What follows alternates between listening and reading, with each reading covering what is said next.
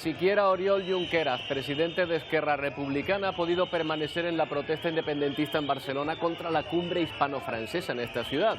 Los gritos y abucheos de los radicales le han obligado a abandonar la manifestación.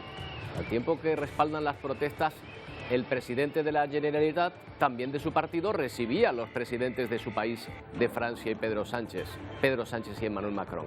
Al margen de estas escenas, la cumbre entre los dos países, Macron y Sánchez, van a tratar temas con la presencia de una decena de sus ministros, aunque estos intervendrán telemáticamente.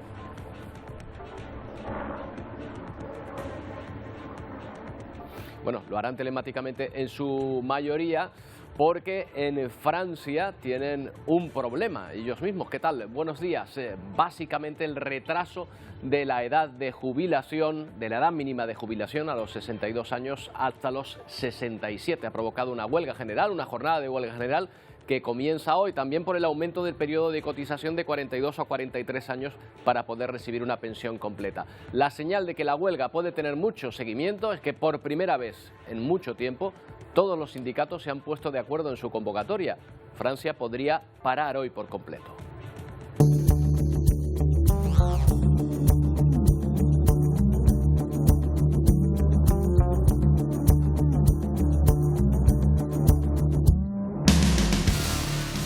Si el seguimiento del transporte público es amplio, Francia tendrá que ir al ralentí, con poquísimos trenes y muchísimas dificultades para moverse en las grandes ciudades.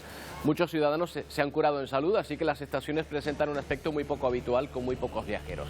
Los sindicatos esperan también movilizaciones en la calle, mientras el gobierno francés recuerda que no afrontar la reforma de las pensiones supondría la victoria de la irresponsabilidad.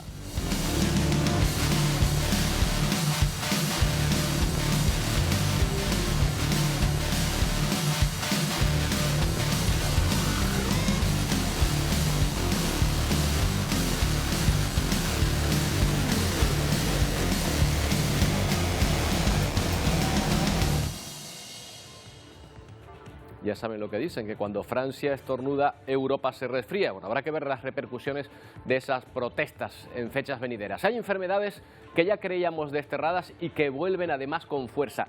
La tiña, sin ir más lejos, se ha convertido en una plaga que se extiende por las peluquerías del país. Al parecer, la moda de esculpir el pelo muy rasurado transmite este hongo a través de las maquinillas eléctricas que son difíciles de esterilizar. Los más jóvenes están siendo los principales afectados por este brote que puede causar alopecia, dolor e inflamación. Lo veremos enseguida. Y hemos elegido también hoy una imagen esperanzadora dentro del drama que viven a diario miles de inmigrantes en la frontera entre Estados Unidos y México. Es la de quienes han podido entrar legalmente en Estados Unidos y gracias a una aplicación de móvil que ha creado el gobierno estadounidense y que convierte a estos migrantes que ven, migrantes venezolanos en su mayoría, en los primeros en cruzar la frontera legalmente usando esa app. Ven que hay otra manera de afrontar este problema de la migración. Bueno, la actualidad nos lleva hasta Barcelona, donde se reúnen el presidente estatal Pedro Sánchez y el de la República Francesa Emmanuel Macron. Junto a ellos, una veintena de ministros, aunque la mayoría de forma telemática. Se tiene previsto que se firme el primer tratado de amistad entre ambos países, elevando al máximo la cooperación. La cumbre es la número 27 y se hablará, entre otras cuestiones, de migración, de apertura de algunos casos fronterizos todavía cerrados desde el 2021 o del corredor energético. Había mucha expectación también por el contradictorio papel que representa el presidente de la comunidad autónoma que acoge esta cumbre, Pere Aragonés, que recibió a Sánchez y a Macron al mismo tiempo que su partido respaldaba una manifestación independentista contra la propia cumbre. En todo caso, los presidentes autonómicos no tienen ningún papel en este tipo de cumbres más allá del saludo inicial a las delegaciones.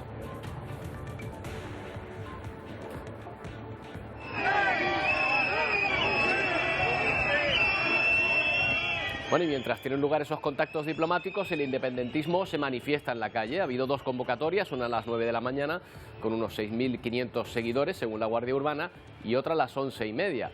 Los gritos y abucheos de los más radicales han obligado a abandonar la protesta incluso al presidente de Esquerra Republicana, Oriol Junqueras.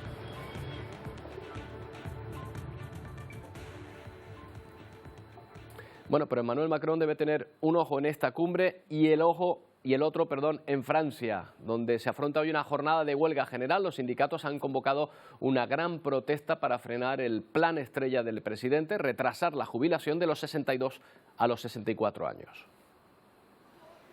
La jubilación se incendia en Francia. No hay ganadores en las reformas de las pensiones, dice un experto, mientras el país se prepara para una huelga y protestas masivas.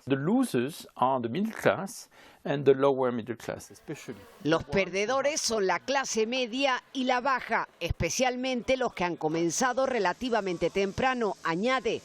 El gobierno pretende retrasar la jubilación de los 62 a los 64 años, una reforma que no convence a sindicatos y trabajadores. Alargar la edad de jubilación no tiene sentido, no permite que los jóvenes se incorporen al mercado laboral, argumenta Roxane.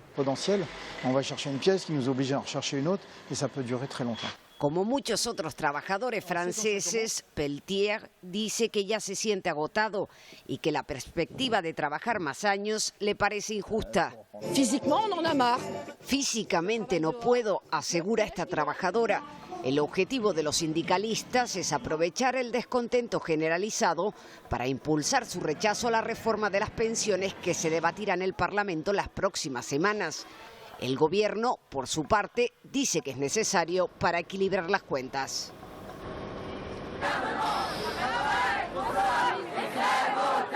La calle empieza a calentarse. Estas son imágenes de esta misma mañana. Estudiantes de un instituto de secundaria en París bloqueando la entrada al centro. En las pancartas se puede leer que apoyan el movimiento contra la reforma de Macron de retrasar la jubilación. Mientras tanto, esta es la imagen de muchas estaciones de metros, de trenes de cercanías.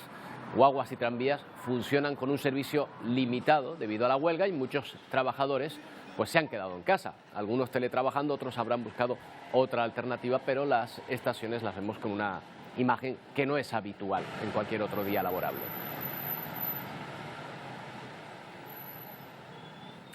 Hablamos de esta situación con Frédéric Mertens, es profesor de Relaciones Internacionales de la Universidad Europea de Valencia. ¿Qué tal, Frédéric? Buenos días. Bonjour, Albert. Bueno, bonjour, es verdad. Hoy sí que tenemos que decirlo en francés. Parece que esta huelga va a tener seguimiento, ¿no?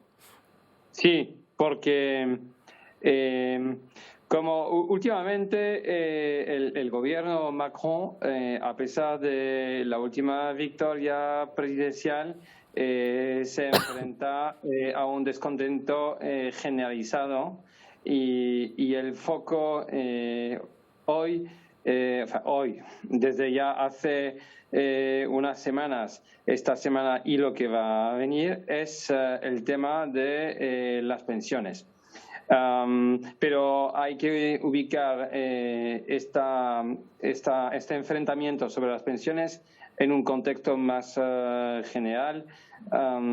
El desfase total entre el gobierno y el electorado que que ha tenido que elegir a Macron para no elegir a Marine Le Pen. En definitiva, es entre elegir peste y cólera.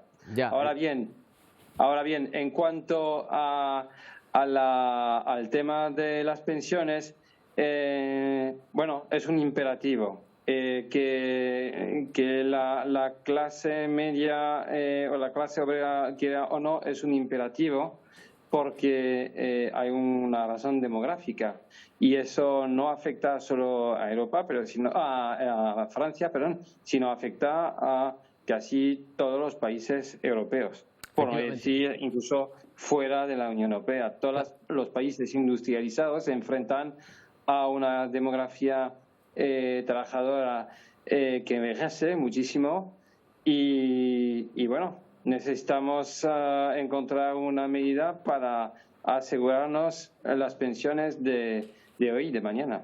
Claro, por parte del gobierno francés dicen que sería una victoria de la irresponsabilidad no tener en cuenta estas medidas. ¿Crees que tiene opciones? O sea, que el gobierno francés realmente puede permitirse sostener las pensiones como hasta ahora sin ninguna reforma. No, Y por eso, bueno, de todas maneras, últimamente ese gobierno francés utiliza lo que que llaman ahí el 49.3. Es una disposición en la Constitución francesa que le permite de adoptar de manera casi unilateral textos sin pasar por votación en el Parlamento, bueno, con materias, con ciertos límites, no voy a entrar en los detalles. Y se hizo con la reforma laboral, van a hacerlo con la reforma de la pensión. Eso puede también constituir una señal, hablando de la cumbre hispano-francesa, perdón, eso puede ser una señal también para los otros países europeos. Porque sí o sí, insisto, sí o sí, tenemos que a nivel nacional como a nivel europeo encontrar la fórmula o unas fórmulas para poder mantener o sostener nuestros sistemas nacionales de pensiones.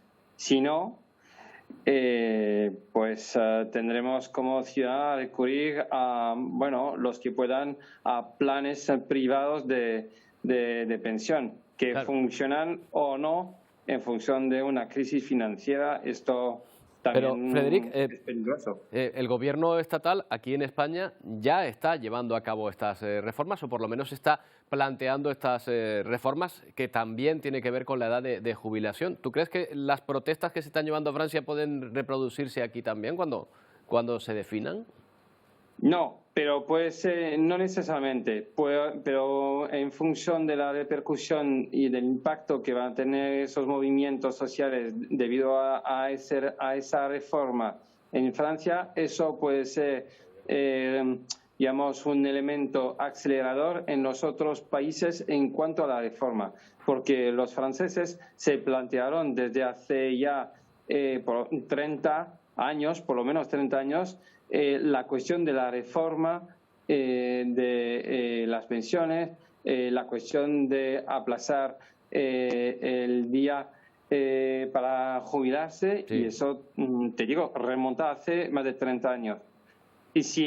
Pero en Francia ya pasan del planteamiento a la activación.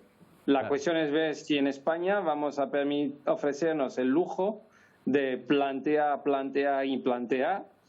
o si nosotros también vamos a pasar del planteamiento a la actuación. Claro. Y ahí veremos, será un test, exacto, un test para el gobierno para ver cómo los españoles aceptan esa idea. Bueno, en todo caso aquí tenemos el dicho de cuando veas las barbas de tu vecino afeitar, ¿no? Pon las tuyas a remojar, pues probablemente sea la cuestión de mirar a Francia, al vecino Francia, porque se puede reproducir aquí lo que está ocurriendo allí. Frederic, muchas gracias. Bonjour. Au revoir. Merci beaucoup. Bueno, pues lo que ocurrió ayer en el Europarlamento no suele ocurrir a menudo. Seguimos en Europa, los parlamentarios españoles discutiendo sobre los distintos temas que generan polémica, pero aquí en España, un debate local ante el asombro de sus colegas y corresponsales de otros países. En esa sesión, casi la mitad de los que participaban en el debate pues eran españoles. Miren, ahí verán canario Juan Fernando López Aguilar, pues, tratando temas espinosos como la renovación del Poder Judicial, la ley del sí es sí, el aborto en Castilla y León o la reforma del Código Penal. Todo esto en el Parlamento Europeo, donde estas cosas pues le sonarían un poco lejanas, ¿no?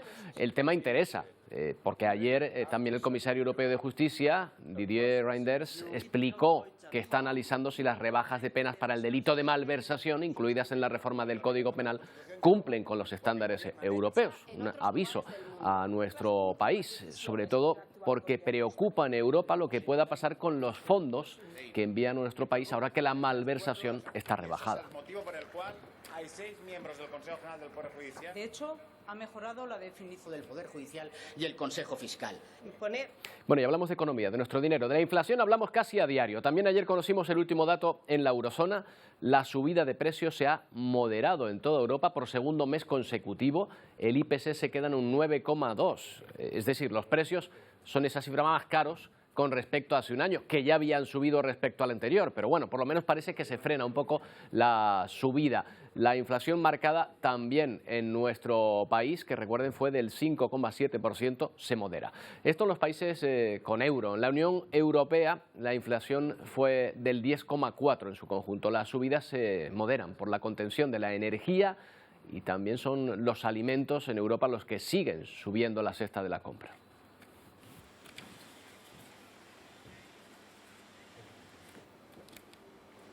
Vemos esa moderación de la inflación, pero lo cierto es que hay otra cifra que en el último año no ha dejado de crecer.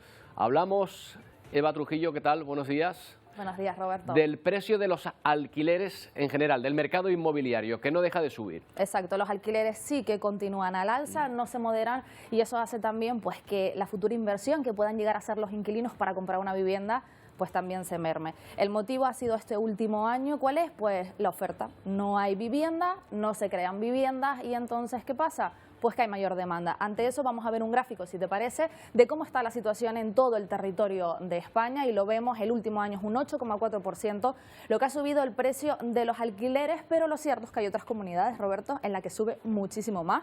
Ya ahí lo estamos viendo, es la comunidad valenciana en donde más sube con ese 15,8%, también Baleares, Cataluña y también nosotros, Canarias, estamos en un 14,2%.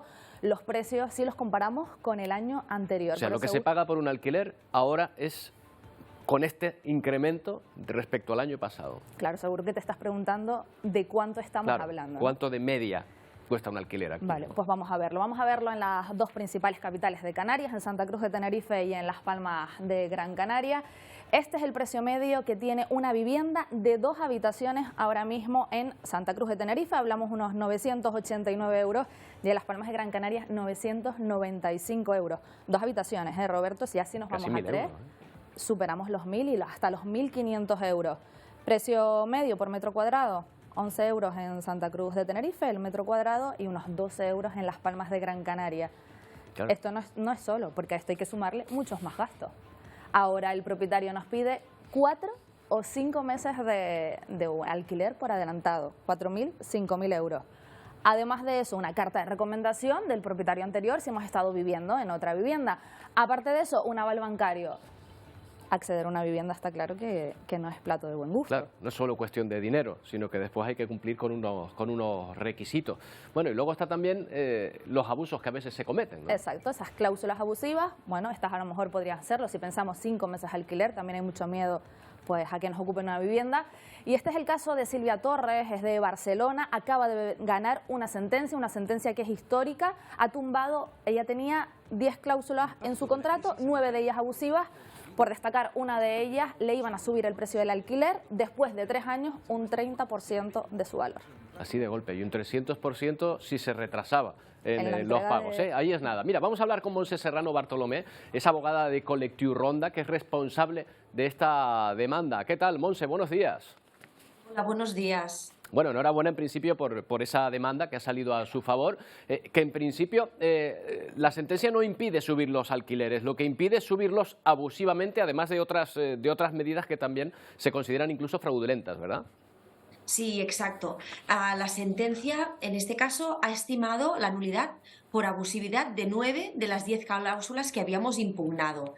La normativa de consumidores permite que cuando se establecen cláusulas entre un empresario y un consumidor que son desequilibradas y ese perjuicio es en contra de los intereses del consumidor, se puedan reputar nulas por abusivas. Y este es el caso de 9 de estas 10 cláusulas que impugnamos. Y una de ellas, efectivamente, hacía referencia a un incremento del precio del alquiler que a partir del tercer año se incrementaba pues prácticamente un 30%. Claro. Como decías, la Ley de Arrendamientos Urbanos permite la actualización de la renta, pero como máximo en función del IPC que haya operado en el último año. Sin embargo, en este caso, a través de una estrategia y de un fraude de ley, pues se pretendía incrementar un 30%. Claro, y además, bueno, si había una demora, creo que había que pagar un 300% de lo que quedaba por pagar y algunas cláusulas más que eran claramente abusivas, ¿no?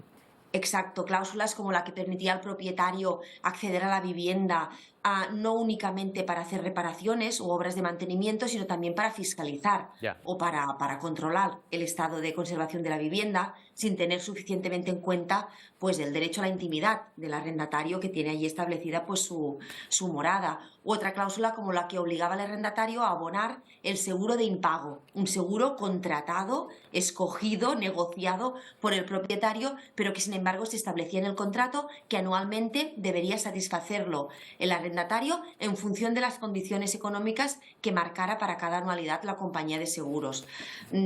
Esta es otra cláusula. Claro bueno, y así hasta 10 cláusulas más. Está claro que, hablando claro, se pasaban unos cuantos pueblos con estas cláusulas. Pero, Montse, ustedes la detectan sobre todo en fondos inmobiliarios y grandes tenedores, ¿no?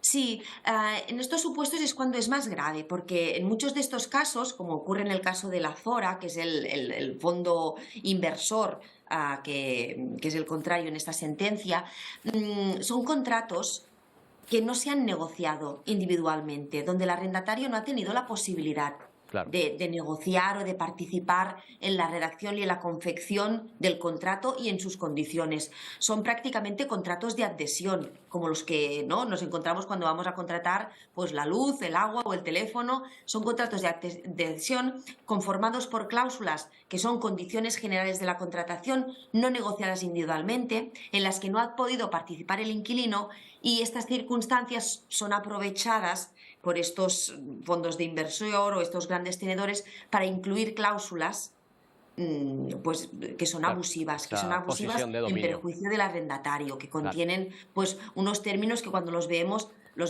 pues claramente, ¿no? Y para cualquier persona pues ya puede ver qué es lo que le ocurrió a Silvia Torres, a la protagonista de esta historia, ¿no? Que vio que aquello era desproporcionado, era descabellado. Y a partir de aquí, y por eso, digamos, el gran éxito, ¿no? También de este caso, ¿no? Que hace que estemos tan satisfechos, a partir de allí, de la sorpresa que le causó, encontró al Sindicato de Inquilinos e Inquilinas de Barcelona, que ha hecho esta labor de acompañamiento, de empoderamiento, de acompañar en todo este proceso, y esa labor unida pues también al Col·lectiu Ronda en este caso, ¿no? al despacho profesional, a la cooperativa de abogados a la que pertenezco, pues que hemos sabido también encontrar las herramientas apropiadas que nos ofrece, en este caso, la normativa de consumidores o la propia ley de arrendamientos urbanos, para encontrar el cauce para anularlas. Exactamente, y ha dado resultado y nosotros le felicitamos por ello. Gracias por atendernos. Muchas gracias a ustedes también por darnos este espacio para exponer el caso. Bueno, y que puede además ayudar a muchas personas, Eva, porque evidentemente aquí se puede sentar jurisprudencia. Pero estamos hablando de la vivienda, de los problemas para acceder a la vivienda de alquiler. ¿Cómo van las ventas, la compraventa de vivienda? Bueno, la compraventa de vivienda también sube esos porcentajes, también sube el precio, no sube tanto como el precio de los alquileres. Vamos a ver cómo está el mapa de España en el último año, ahí lo vemos, un 5% es la media en todo el territorio, pero si nos fijamos, por ejemplo, en comunidades como pues la Balear o en la Valenciana, es casi el doble, ¿no? Un 10,5% en Baleares, que es la primera. Nosotros que coincide también con la subida de los alquileres, ¿no? En el caso de las que más están, en este caso, demandadas. Se repiten también. Bueno, aquí nos destacamos Madrid, que antes no la teníamos, pero nosotros estamos en una cuarta posición, Roberto, es un 6,7% más el valor de la vivienda. ¿Y cuánto me puede costar una vivienda media? Ya sabemos que hay precios en muchos, ¿no? Venga, vámonos. Sí, que me ves interesado, ¿no? Sí, vámonos a ella, aunque ya te digo que te va a sorprender porque estamos rondando los 200.000 euros, el precio medio de una vivienda, tanto en Santa Cruz de Tenerife como en Las Palmas de Gran Canaria. Este es el precio que tenemos ahora si queremos acceder. No sé si es mejor alquilar o comprar. Porque... Claro, aquí esa es la pregunta que surge, ¿no? Pagar 1.000 euros al mes en un alquiler de media, porque habrá muchos alquileres, o embarcarme en una compraventa de 200.000 euros, más lo que haya que pagar después. Exacto, hablamos de pedir una hipoteca, tener ese 20% ahorrado para que nos den, porque nos van a dar el valor del 80% de estos 200.000, más pagar también los impuestos. Al final tienes que tener mucho ahorrado. ¿Cómo vamos a tener ahorrado si estamos pagando 900 euros por un alquiler? Sin embargo, se venden, Eva, y aquí es que estamos recibiendo también la ayuda de compradores que vienen de fuera, ¿no? Exacto, hablamos de los extranjeros, por eso los puse por allí.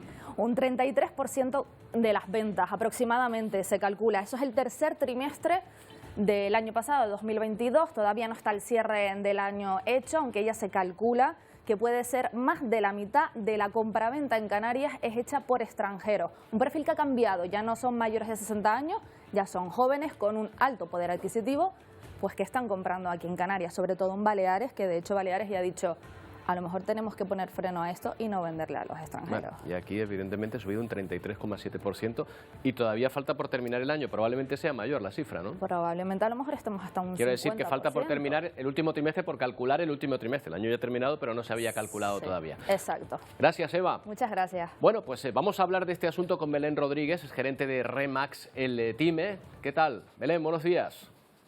25. No sé si nos escuchas o si tenemos contacto con Belén. Ahora sí, Eva, ¿nos escuchas? Sí, te vale, escucho. perfecto. Nosotros ahora a ti también perfectamente. Eva, sube el precio de la vivienda. Cada vez es más difícil encontrar un alquiler asequible. Si no me niegas estas afirmaciones, ¿es por el aumento de la demanda o es que hay menos viviendas en alquiler? Bueno, claramente hay menos viviendas en alquiler. Evidentemente, la demanda de alquiler siempre ha existido. Hay un porcentaje de la población que tiene que vivir de alquiler, o bien porque no puede comprar o por voluntad propia también. Evidentemente, no hay viviendas actualmente en alquiler. Hemos visto que los extranjeros doblan el porcentaje de compras del año pasado.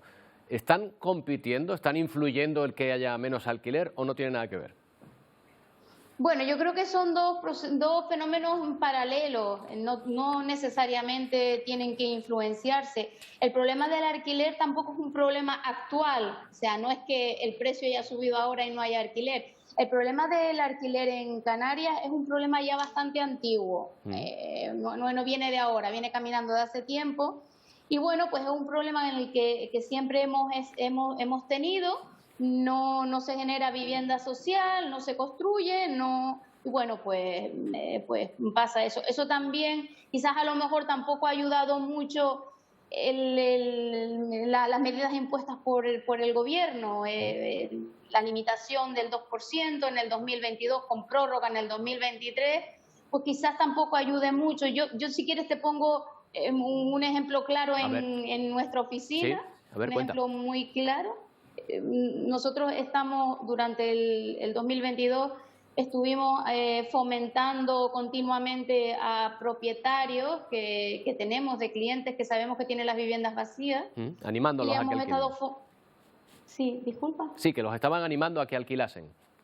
Hemos hecho un plan estratégico para fomentar que, por favor, que esas viviendas que tienen vacías, que las alquilen. A ver, hemos conseguido, bueno, un porcentaje relativamente bueno para que se alquilen, pero bueno, evidentemente seguimos con este problema. Claro, yo me imagino que ellos, por lo que sea, por las condiciones que dices que no del gobierno ahora que no les convienen o porque tienen miedo a que, bueno, pues a que no traten bien su casa, pues ellos se retraen, no alquilan. Pero también es verdad que las condiciones que imponen a veces los propietarios son excesivas, ¿no? Estamos hablando ahí incluso de 4 o 5 mensualidades que se piden a veces por adelantado. Sí, efectivamente, estoy de acuerdo contigo. Claro, es un problema que subyace de efectivamente una inseguridad quizás jurídica. Los propietarios básicamente no alquilan porque tienen miedo. Claro. Esto es básico, o sea, básico, tienen miedo. Entonces, bueno, hay que asesorarlos bien. Siempre insistimos en que por favor vayan a agencias inmobiliarias que trabajen con administraciones de alquileres, que son esas agencias las que los vamos a asesorar bien, que están en buenas manos y que seguramente en un 99% tienen asegurado y garantizado ese alquiler, porque tenemos herramientas suficientes para lograr que ellos estén tranquilos. Pero bueno, siempre insistimos en esto. Desgraciadamente a veces la mayoría de los particulares pues quieren hacer las operaciones ellos mismos, pero por favor siempre insistimos en esto, asesoramiento inmobiliario, que realmente nosotros estamos para eso. Evidentemente lo que estás comentando, hay una incertidumbre jurídica, claro, por lo que tienen miedo. La fianza, bueno, claro, pues ante ese panorama de miedo e incertidumbre, pues los propietarios piden todo lo que ellos creen que pueden pedir. Evidentemente hay que tener cuidado que no se pueden pedir tantos meses de fianza, ¿vale? Solo se puede pedir un mes de fianza. No entrar en cláusulas abusivas. Pero bueno, queríamos, Belén, ver varias perspectivas de esta situación ante una realidad que es el encarecimiento de alquiler o la falta de ellos que estamos viviendo en las islas en estos tiempos. Belén, gracias por atendernos. Buenos días. Buenos días, Roberto. Bueno, y enseguida vamos a hablar de otro asunto también que probablemente lo tengan ustedes muy cerca, en su propia casa. Mucha gente tiene que emplear dinero también para las clases particulares, cada vez más habituales entre los alumnos, entre los más jóvenes. Un nuevo estudio calcula que la mitad de los alumnos, la mitad, alguna vez va a ir a clase de refuerzo. Hablamos a la vuelta de publicidad.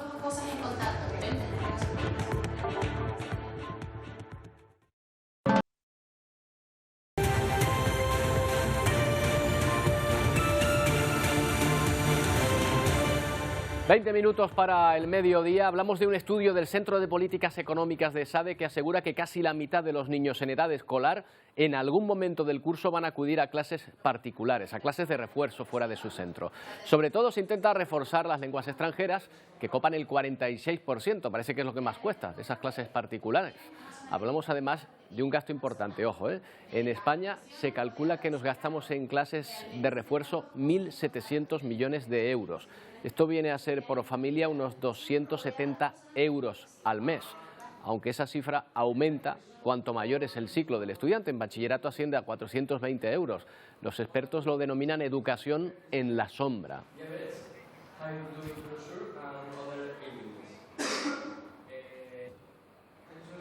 Bueno, hablamos con Ángel Martínez, investigador de Exactepol y coautor de este estudio. ¿Qué tal, Ángel? Buenos días. Hola, Roberto. Buenos días.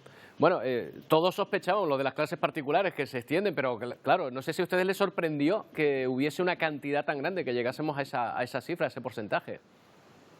Hombre, nos sorprendió porque estos datos, este informe sale de la mejor encuesta que ha hecho el Instituto Nacional de Estadística al respecto, y con otras encuestas que no estaban pensadas para recoger exactamente todo el gasto en clases particulares, pues teníamos cifras mucho menores, y ahora nos damos cuenta de que en realidad era mucho mayor. Y además, lo que vemos es que no es en absoluto solo refuerzo la finalidad de estas clases, sino más bien al más, por ejemplo, lo que nosotros estamos teniendo es muy hemos comentado perdón.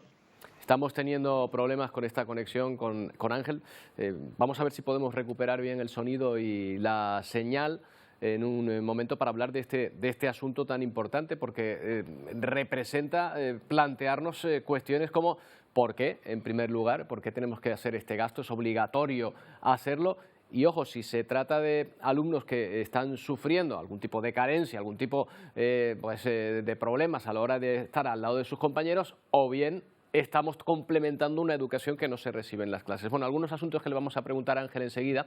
Antes nos vemos hasta Fitur, hasta Madrid, la segunda jornada de la Feria del Turismo, donde está nuestra compañera Silvia Mascareño en el pabellón de Canarias. Cuéntanos, Silvia, ¿cómo es el pabellón este año? Muéstranoslo.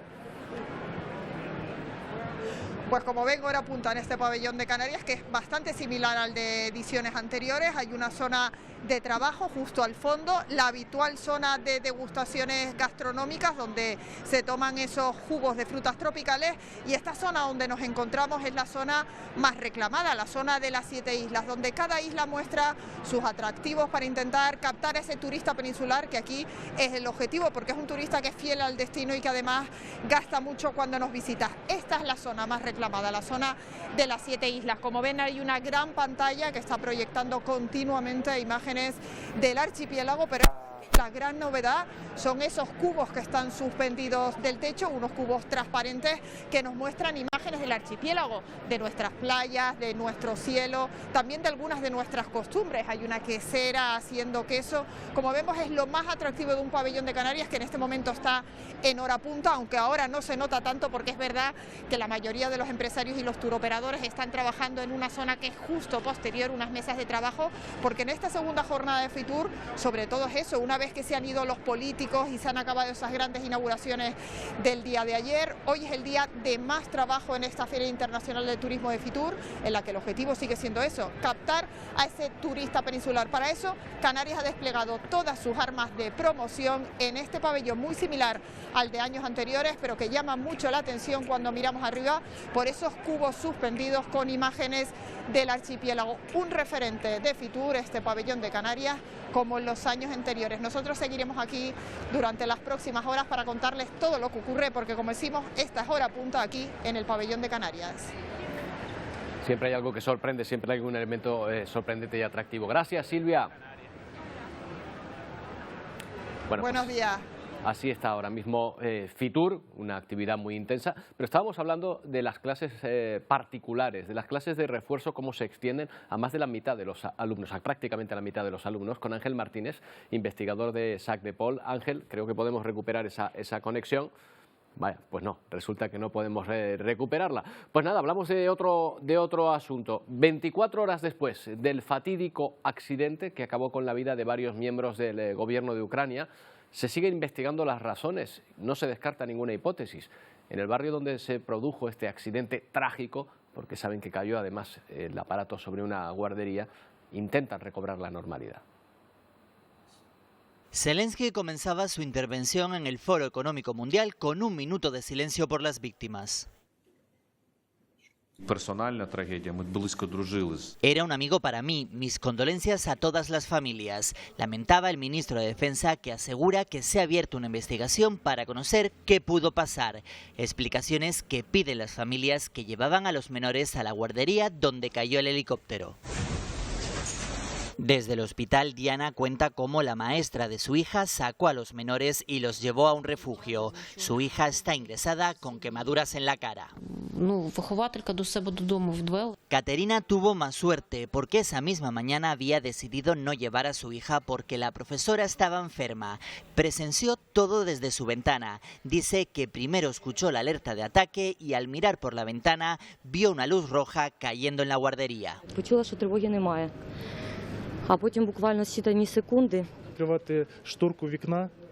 Mikola cuenta cómo desde la ventana de la propia guardería vio cómo caía la aeronave. Asegura que solo le dio tiempo de gritar «cúbranse». Segundos después intentó cubrir la ventana y aún en shock cuenta cómo apagó el fuego, quitó los escombros e intentó sacar a los menores del edificio.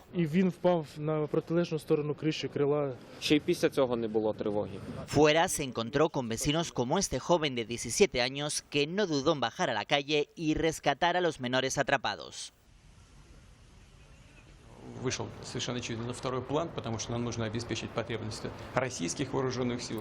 Bueno, ahí está Vladimir Putin diciendo que las capacidades militares e industriales del país van a llevar a Rusia a la victoria. Declaraciones que ha realizado en una visita a una fábrica de sistemas de defensa aérea.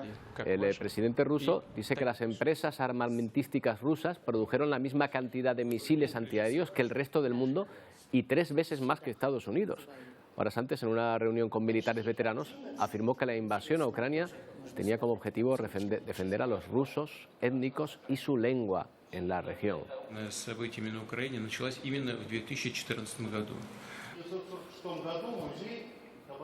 Le faltó añadir que muchos de esos rusos étnicos han sido víctimas de los propios bombardeos rusos. En fin, solo entre pasado octubre y este mes de enero, 24.000 menores mexicanos no acompañados han sido procesados por las autoridades fronterizas de Estados Unidos. En un encuentro reciente, celebrado en Ciudad de México, el presidente norteamericano y el mexicano llegaron a un acuerdo para proteger a los menores que lleguen a la frontera.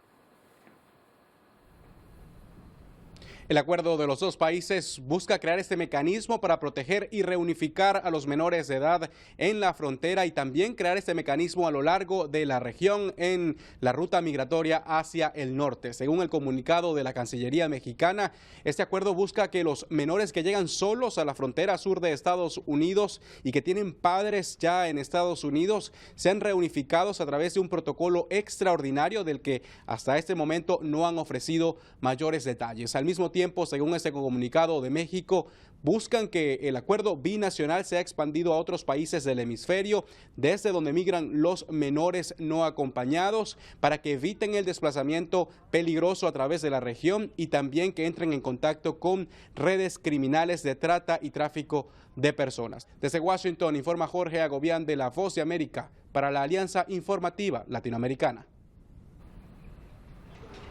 Bueno, otro ejemplo de la política de Biden para regular la solicitud de asilo, la creación de una aplicación móvil, una app que facilite el proceso. Esos que han visto son los primeros migrantes en cruzar la frontera utilizándola. La mayoría son de origen venezolano, por lo pronto en la aplicación móvil hay solicitudes hasta el 31 de enero. Los oficiales de migración revisan la documentación, con ese procedimiento pueden viajar entre ciudades fronterizas sin peligro. Una imagen positiva del fenómeno de la migración. Y ahora la contraria, 250 migrantes que viajaban dentro de ese camión de remolque de forma clandestina. Las autoridades mexicanas los encontraron en el estado sureño de Chiapas.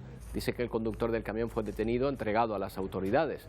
Y los migrantes recibieron alimentos, atención médica y psicológica antes de pasar a custodia del Instituto Nacional de Migración.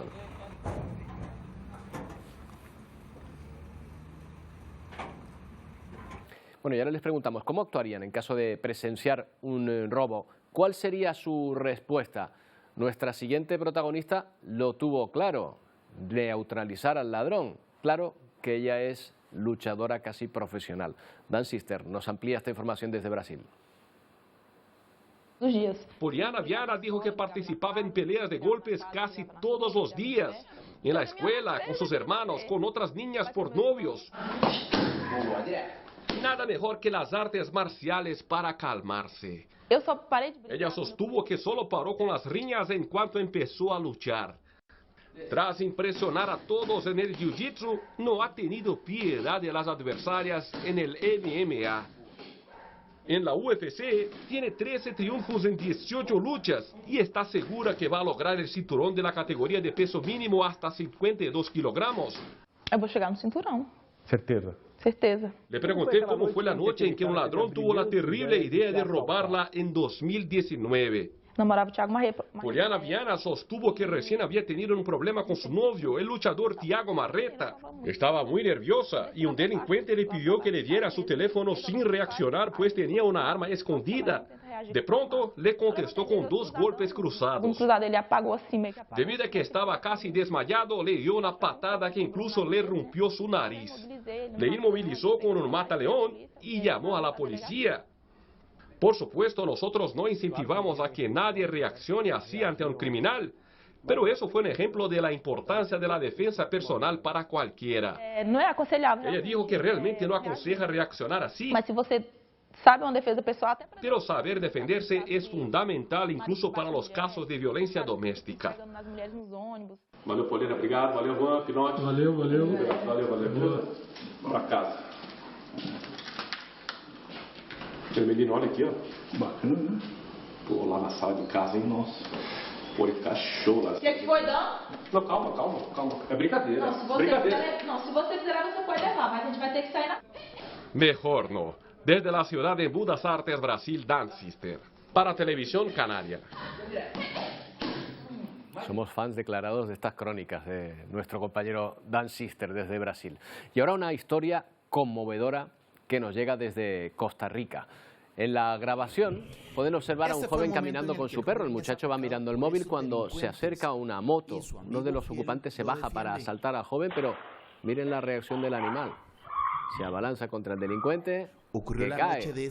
Hasta ahí, pues bonita historia del heroico perro. La pena fue que el asaltante le disparó, le alcanzó una pata y el perro se la tuvieron que amputar. Lamentablemente, resultó herido, pero salvó a su dueño de un destino quizá parecido. Lo reportan fuera de peligro. Ahora, gracias a este video, las autoridades intentan dar con estos 2 hombres.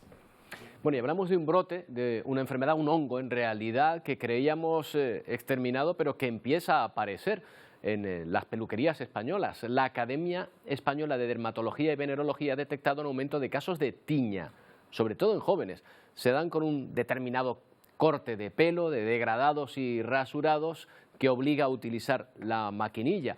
Se está detectando desde hace 2 años. En total, por ahora, son 107 los casos que se asocian precisamente a que esas maquinillas eléctricas infectadas no se limpian correctamente.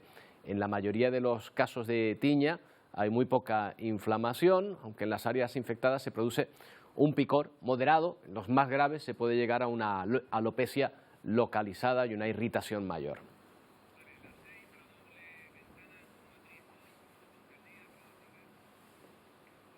Bueno, así que cuidado con el corte de pelo que nos hacemos, sobre todo con la peluquería a la que acudimos. Pedro, Wendy, ¿qué tal? Buenos días.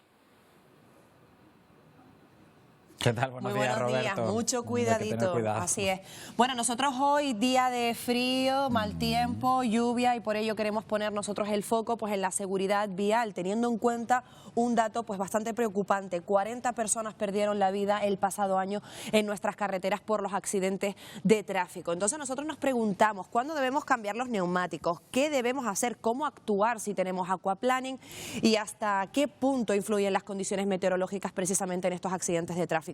Y ojo, también vamos a hacer un balance, repaso por las infracciones más comunes que cometemos al volante. Todo ello, pues bueno, con voces autorizadas y con expertos, se los vamos a desvelar hoy en Ponte al Día, pero más asuntos. Sí, porque seguimos muy pendientes de los problemas del día a día de nuestra gente del campo, de los agricultores, de los ganaderos que están viviendo una situación agónica, límite por el alto precio del pienso para los animales, que está provocando que muchos de ellos tengan que sacrificar aparte de su ganado. Hoy también vamos a contar con más testimonios de esas personas que están en esa difícil situación en un sector que es vital para todos nosotros. Quienes también lo están pasando realmente mal son, bueno, pues distintas ONGs, asociaciones que se afanan en ayudar a tantas personas que lo necesitan aquí en Canarias. Muchas de ellas ya aseguran, denuncian que no tienen existencias ni de aceite ni de leche, y eso está poniendo en jaque, bueno, pues la ayuda que ofrecen a tantas familias que lo necesitan. Va a estar aquí hoy en plato con nosotros Luis Febles, que es el presidente de la ONG Sonrisas Canarias, que también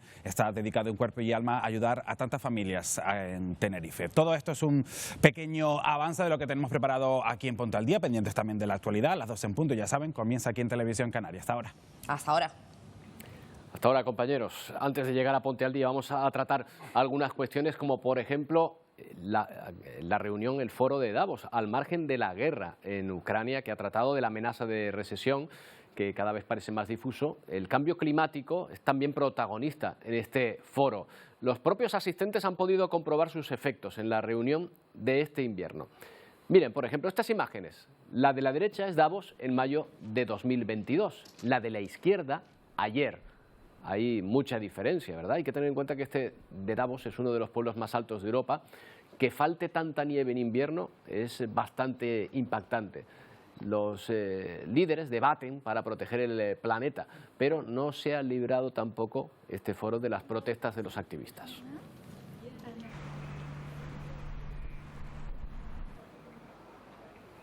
Y aquí en Canarias muy pendientes del estado de la mar, porque el oleaje es fuerte y puede ser peligroso. Se recomienda evitar las zonas de costa. Vamos hasta Lanzarote para ver la situación allí. Alberto Fabricio, cuéntanos. Así es, muy buenos días. Un oleaje bastante notable que ha provocado que aquí en el norte de Lanzarote, en este muelle de Órsola donde nosotros nos encontramos, hoy se hayan cancelado todas las rutas marítimas que conectan Lanzarote con la isla de La Graciosa. Además, las empresas, las dos que hacen esta línea, Líneas Romero y Biosfera Express, eso, durante el día de mañana prevén ya retomar ese servicio si las condiciones del mar mejoran. Vamos a intentar enseñarles la situación actual hasta ahora. Ahora mismo está haciendo la pleamar, 11:30, hace apenas media hora. Las olas pues llegan en torno a los 4, 5, incluso en este muelle de Órsola hasta los 6 metros a esta hora. La EMED, hay que decirlo, tiene activado el aviso amarillo por mal estado del mar en todas las islas y sobre todo en las costas abiertas al norte, donde las olas, como hemos dicho, pueden alcanzar los 4, incluso en islas como en la costa oeste de Fuerteventura y en el norte y oeste de Lanzarote pueden superar los 5 o 6 metros. El otro factor también se pueden dar cuenta meteorológico adverso que estamos teniendo viendo es las fuertes rachas de viento, rachas que pueden llegar a los 70 kilómetros por hora, sobre todo en las islas de mayor relieve, en esas vertientes como siempre sureste y noroeste, donde se acelera este viento alisio. Una situación adversa que se mantendrá mañana y que esperamos que empiece a mejorar durante la tarde, y como ven, pues a esta hora bastante mal estado del mar. Y eso, como hemos dicho, se ha cancelado esa ruta marítima hoy que conectaba la isla de Lanzarote con La Graciosa. Gracias, Alberto. Bueno, ¿y cómo está la situación a consecuencia de la tormenta Fienne que ha afectado a la península? Pues nos encontramos con carreteras afectadas por la nieve, que ha acumulado más de 40 centímetros en algunos puntos. 20 ríos en riesgo de desbordamiento en Galicia. Un panorama más blanco, eso sí, pero que hay que seguir vigilando por el deshielo. Las mayores afecciones en las carreteras, cientos de kilómetros cubiertos de blanco en Navarra, Galicia y País Vasco, que han mantenido a las máquinas quitanieve trabajando sin descanso durante la madrugada. A mí me gusta mucho la nieve. Lo que pasa es que la gente que tiene que ir en coche o trabaja con el transporte público es un problema. Esta mañana muy mal porque había bastante capa y entonces a quitar porque la gente mira cómo está. Aunque tarde, el invierno ha llegado, pero para algunos algo ha cambiado. Está cambiando el clima, sí. Antes, unas navidades con calor como hemos tenido estas navidades y fin de año, eso no había nunca. El cambio climático me parece, ¿no? Porque antes no pasaba esto. Lo cierto es que la estampa es bien distinta. La cota ha bajado y hasta en Madrid ha caído aguanieve. Ahora lo que preocupa es el deshielo que puede provocar el aumento de nivel de los ríos.